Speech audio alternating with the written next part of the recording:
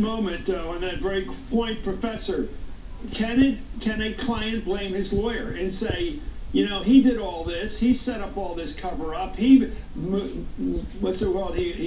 masqueraded these payments as something they are not, as some payment to McDougal for future articles she was going to write, 100 articles she's going to write, 3 covers she's going to appear on, when it really was just a cover-up, a catch and kill. All this stuff was done meticulously to cover up payments to help his campaign to shut up this story. Well, Can he blame all that on his lawyer? I think that's exactly the point, Chris. If a client asks a lawyer, look, I have a project and I want to abide by the law, and what are the lines and how do I navigate this? That's one type of client-lawyer conversation. What I'll remind you of from New York is another kind of lawyer-client conversation. You remember Tom Hagen, the fictional lawyer in the Corleone family? The consigliere, the peacetime consigliere. Exactly. Tom's conversations with Don Vito were lawyer-client conversations, but within a criminal conspiracy, looking to break the law, looking to do what they needed to do. And that's what an investigation is digging into. So he can't blame his lawyer? It's not an automatic get-out-of-trouble-free card to be talking to a lawyer. A lawyer can be a crook, and of course, Michael Cohen is a crook. He pled guilty and he was sentenced yesterday. He's a serious crook. Yeah. And this is a president, a human being, who said my idea of a perfect attorney general would be Roy Cohn, a more notorious crook. Anyway, Trump's new explanation for the illegal payments is just the latest in a series of evolving and often contradictory denials that he and his spokespeople have issued over the last 2 years. In fact, the first denial came 4 days before the 2016 election. Speaking at the National Enquirer's, that's National Enquirer's agreement with Karen McDougal, Trump's spokeswoman Hope Hicks told the Wall Street Journal, "We have no knowledge of any of this." In April of this year, the president said that he didn't know about the payment to Stormy Daniels, nor why it was made. Did you know about the $130,000 payment to Stormy Daniels? Then why did Michael Cohen make this if there was no allegation? 3 weeks later, Trump acknowledged that he did have a deal with Daniels and that Cohen was representing him in the deal. Michael would represent me and represent me on some things. He represents me, like with this crazy Stormy Daniels deal. He represented me. Well, then Rudy Giuliani let it slip that Trump reimbursed Cohen for paying off Stormy Daniels. That money was not campaign money. Sorry, I'm giving you a fact now that you don't know. It's not campaign money. No campaign finance violation. So they funneled it through the law firm. Funneled through a law firm, and the president repaid it. The next day, Giuliani also suggests the payment had everything to do with suppressing a negative story, catch this, during the election. So you're saying that Stephanie Clifford made these allegations, told Donald Trump's lawyer, you know, look, I'm denied them, public. and denied them, and then said it wasn't true. However, imagine if that came out on October 15th, 2016, in the middle of the last debate with Hillary Clinton.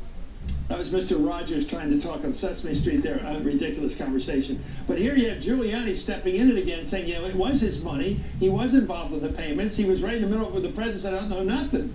He lies because the truth just absolutely kills him. But one other thing that the president said today, he said that Michael Cohen was just a low-level attorney who handled low-level matters, which makes you wonder, were there bigger payoffs that other attorneys handled? Is that what he's suggesting? Were there bigger projects that he was trying to do with the Russians? I mean, the truth is that these were shadowy operators. I don't think the American people, frankly, really care about this payoff. What they care about, though, is if he acted in a shadowy way with this payoff, was he acting in shadowy ways with the Saudis, with the Russians? And that affects our foreign policy. You know, Mieke, I think this is evolving into I'm going to get more into this in a moment in the next segment. I think this is evolving into a big New York finance and media story. It's all about the National Enquirer. It's all about money payoffs. It's about the inaugural.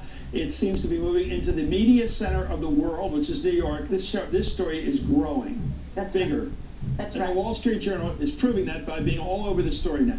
That's right. And the danger for Trump in it moving into New York is that even though when we talk about potential pardons and his protection from prosecution, that only applies to federal crimes.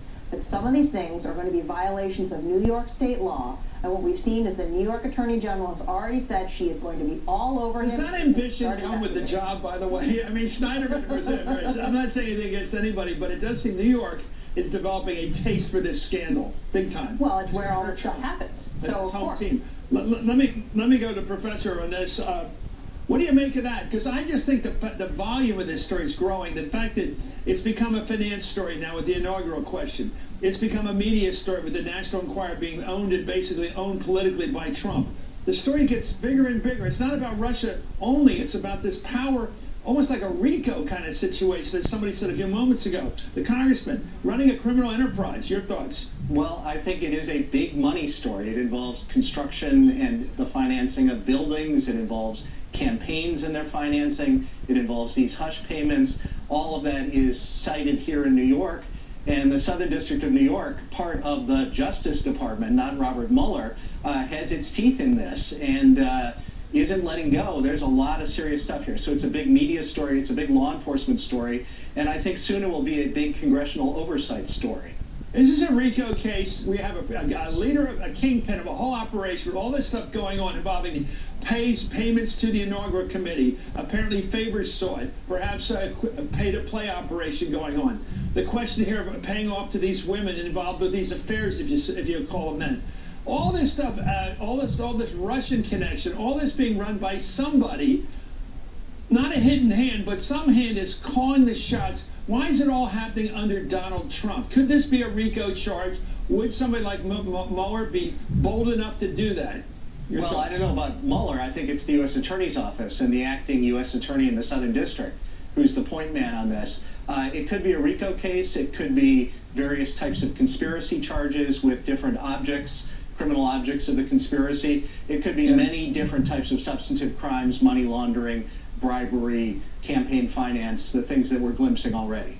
Professor, please come back. Professor John Barrett, also Congressman Eric Stalwell, Mieke Eoyang, David Jai, thank you all. Coming up, the National Enquirer's parent company is admitting